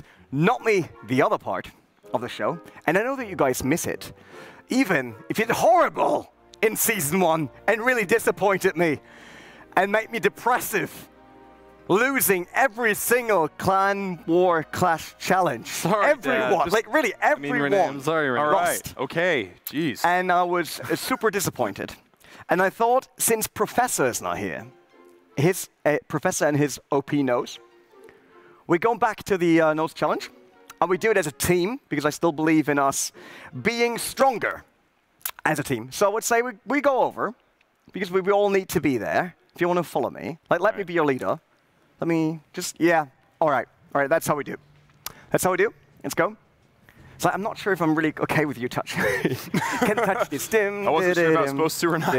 Yeah. All right. There we are. Is that you gave us the right pet already? Yeah. Oh, they're so nice. Check this bait. They still hold on. Yeah, Check yeah. the They army. still think they Check can win the it. army. I do not trust these guys. You never Files, know do with you them. approve? Is I'll this give good? you- Is this I'll legit? give you this. Yeah, it's All good. right. It's good. If you it's want to good. comment on us, They could have feel trolled us free. with like Barch, 240 troops, 1 click per troop. That There's would have no, been oh bad, no, okay, man. their the queen, yeah, all right, Yeah, all so right. the Warden. rules, did we go over the Yeah. rules? Just everyone gets to place 1 troop with their nose, then pass the iPad to the next. That's Whoever it. gets the most percentage wins, or is it, do we go to stars and then percentage? All right, well, make sure we get to town hall, boys, all right? Yeah, like we will start. You guys will follow up. Only 3 of you, because we thought you were too OP if you bring everyone together. So I still tried, you know, with the Dark Looters, I tried that. I tried to bring everyone on it, and thought we would win that then. But even then, it did not happen. So we need to find new ways to make sure that we finally get this. All right, I'll go back. I want you Should to I go go here? Electro Dragons. No, that was wrong. What did I do Help now? him out. It's going to be That's around one. chat. Yeah, all right. And we're looking for JC, right? JC's base, yeah. JC's base. Okay. There we go. Let me have a quick look at it. Okay. There's the town hall. Okay. Can we? Are you okay with here, like as attack angle We're doing strategies with the queen? before we hit? What? We're doing strategies Not before you we hit? guys. Okay. Yeah, we get as much prep time as I do. possible. You guys, no. Because I make the rules. You see? That makes it a bit easier. If you make the rules, it's a bit easier. I would suggest starting with some heroes because the blimps Yeah, would be that's too what I fast. want to do. Okay. Okay. I will start. Let's do this. I will do the queen. Top right. Okay. There we go. Okay. And then king, Yeah, yeah? nice try. Yeah. Yeah. Oh, nice there try. it is. Okay, and then Electro Dragons right there. Do we place them all the Freeze it. same? Freeze the air defense. Freeze the air Freeze, defense. freeze, The one near the corner. The one near the corner. The right corner. The right corner. What is the right one on corner? the right. The other corner. 3 We're o'clock. already doing What are we too talking much about? managing. Just go. Just place. Oh, okay, it's dead now. Don't. It's Yeah, don't dead. worry. Don't worry. It's You got just me- all dead. It's just. I was like looking at the corners, like which corner? the corner nearest to the troops. I don't know. There were no troops anymore. Come on, that's what you get for trying to plan. Barbarian kick ability. Barbarian kick ability. Barbarian kick ability. Yes. Whoa. Nice Success. Success. All right. All right. Come on. There we go. Okay. He's scrolling with it. It's Can I go- just go to place hard. it? Another one. No. There we go. Keep going. One more. All right, you can do spells or that- warden. Either way. Oh, the warden is set to ground, you guys. What do we do? Rage. Get the blimp in there. I would a expect. reaction. What did he say? He's not even saying words anymore. Go, blimp. Town hall. Get the town hall. It's not your turn. It's not your turn. I didn't even deploy anything. Cheating, guys. Good. Get the warden down. Warden, yeah, what's wrong with this picture? It's close. Look at close. He can't do. What is happening? My nose is big old snaz is your problem. I feel bad. OneHive's trying to help us. They're like, they're so bad that we need to help them out. They're like, it's. We got one so star. bad. Right? Oh, we're come on. okay. We're okay. Don't worry. Go, buddy. Don't stress You got out. this. What do One we do? little balloon. Anything you want, buddy. Anything you want. Just have fun with it. Did we Do get it. Did we at least get 1 star? 'Cause Yeah, 1 star. Is there anything to do here? Can we actually? There's Here, still I'm a gonna rage get another spell. percentage up here from the cannon. Oh yeah. I'm gonna do it with the snap. Where to here? The cannon? Well, you could. It's not Yes. voice control, Hey, good job, man. actually. It's nose control. I'm asking OneHive actually. What should I do next? I was afraid that he asked the pet. It's like, Oh man. What do you do? Okay. Hey, I'm gonna put a rage down, then put the balloon on the cannon on the left. Okay, quick. Yeah, let's 45 do it. seconds. 45 seconds. Let's go. Okay, right?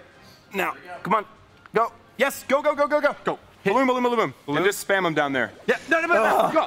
Nearly touched it. Did we get it? We got it. Yes. And then Wait, keep going. Freeze. for the no. Eat it! We swagged 3 freezes. 1 star. 56%. We got 1 a star. star, boys. I'm a 50, star. what? boy. 56%. Professionals Yeah. at this. It's, Try to this is beat season that, 2, guys. We need to OneHive. get better. Instantly. That's all it takes. Yes. Do what? Nose. Best nose players. Whoa. Hey, I was only listening to your advice. Hold on. That's why we did that bad. Eric. As coach, not good. All right. Get the following done. Getting it ready. The funnel? Are you kidding? No, you used your finger! Finger! You cannot use your finger! DQ! Yes! Oh my god, I lost my... And Woody has lost his mic. And mine. That's disqualified. We're going to have to find you a handset somewhere. Even the battery's out of it. Still here. Okay, so now that Woody's finally silenced, man, they're Wait, nailing that's it right -1 star, right? For What? touching it with your hand. No, that's -3 stars. I just made it up. Yeah. -3. My bad. -3 stars. So if they do 3, it's 0.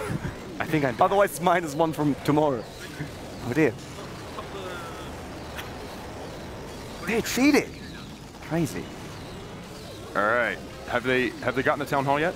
I don't know. No, still there. Can't see anything. That is one thing we didn't do right. We didn't put the warden in early enough. That's what you say now. It's like now it's too late. You want to say something? I'm losing. What? Keep him distracted. Yeah, distract him. Come on. Come on. Low percentage, low percentage. Keep it low. Keep it low. Off the town hall. Giga Tesla. Giga Tesla. Defend. The nose I love, says yeah, no. I love how cautious he is. Like, is it really what I want to do? They got 50. They got 1 star. Oh no! Oh no! Your loot's got nothing. Your loot's got nothing. Oh, we just spam them now? Trash loons. Can Calm they- down. can No, they you get already inside? employed one. You can't do 2. Oh, another time. That's OneHive -2 about stars to try already. hard. The double cheating. Oh my gosh. Oh, there you go. Something else. Just don't do anything. That's fine. Yeah, I can totally live with that. Tesla. Oh, they're using my strategy. They're going for the buildings in the top left. They took it. Hold they on. got the advantage. What do they went have? second. 53? Yeah, exactly. See, that's what I'm saying. Hold on. I think we still might have this. 55. Up there. Didn't we get? Another loon. Did we get? What did we get? Yeah, we have 56. Hang on. That was our score, 56. Are they gonna tie us? What? Yeah, they still got 39 They need seconds. to That's get the another issue. one, though. Oh, are they gonna? I think. That's 56? 56. Tie. That's a win for us because we didn't cheat it. This time, this time I think we nearly won with a fair rule set. I Wow. think we did. Look, it's a draw. We're just gonna have to come back tomorrow and see who the real ultimate champions are. Yeah. Well Good done, job, man. job. GG. Yep. Oh, God, Eric is so far away. I'm too small for this. But that, I can tell you that, in esports, that cheater image, that will never go away now. Uh-oh. That's it. Shade, Cheaters! Renee, Look at them! play nice. Look, They it's needed an hands. unconventional rule set, okay? They okay, needed go hands. easy on them. They're used to playing real Clash of Clans. Hey, what do you mean with real We Clash of have a Clans? little advantage in the cheese side of things. They were actually cheating. That's what they need. They needed 2 hands and all their noses and a double deployment to actually get even. You know, And they just went even, so even with that. if you're playing Scrabble and you accuse someone of cheating and they aren't actually cheating, then you are the one who loses. So you better be Yeah, but careful with those we accusations. didn't They accuse might have them. made a mistake. Look, okay, it's not a mortal sin to accidentally double drop. I'm going to call him out on it, but it's I happening. can tell you, if I would have done that, Woody would have shouted at me, and that would I probably shouted fall at them off. too. I'll shout at anyone who's breaking the rules, but you can't call it cheating. Cheating is a big accusation. Right, All right. Klaus? Yeah. Are you with me here? Let's just move on. We won. Can we just say we won? Dumping a Klaus, this big is like bucket of easy. water on my fire. It's about time. We won something. Yeah, it actually happened. I'm super happy about that. That is great. And obviously that means we're done with day of 5. Thanks, Klaus and Woody, for being with me in this one. It was a pleasure, as always. And it also means that we will return tomorrow because this is day 5. That means 6 and 7 are still coming. There's more Clash of Clans action in the Clan War Leagues waiting for you guys at home. So make sure that you've got that marked red on your calendar, that you got all your beautiful pictures of Woody and Klaus hanging in your room, living room, over your bed. Just to be sure that you remember, it's 6 p.m. CET tomorrow evening with day 6 of the Clan War Leagues. My name is Renee, and I see you there. If I was a Clash of Clans unit, I'd be the Golem, because I'm a tank.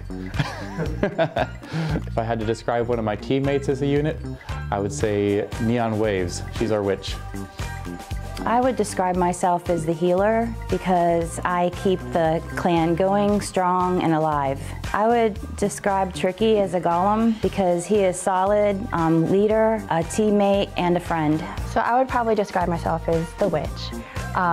It's just a troop that I think has a lot of value. It's a bit polarizing, and as a leader, you're a bit polarizing. Some people love you, some people hate you, but either way you get the job done. I would probably pick the bowler for Scorpion. He's very chill, but he's very effective. He's very low-key, he's Australian, so he's very laid back, but he will literally get any job done and he'll do it really well. I think I would say I'm a barbarian. I like very simple things in life. I'm not that complex of a person, and I try to enjoy all facets, all very simple things in life, and just enjoy life in general. If I should describe myself as a unit, it would be the Hog Rider, because I'm always happy like he is.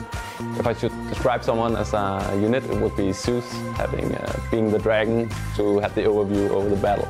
I'd probably describe myself as the baby dragon. JC's kind of like a really smart guy, so he's like the Grand Warden probably the closest thing. I would describe myself as the miner.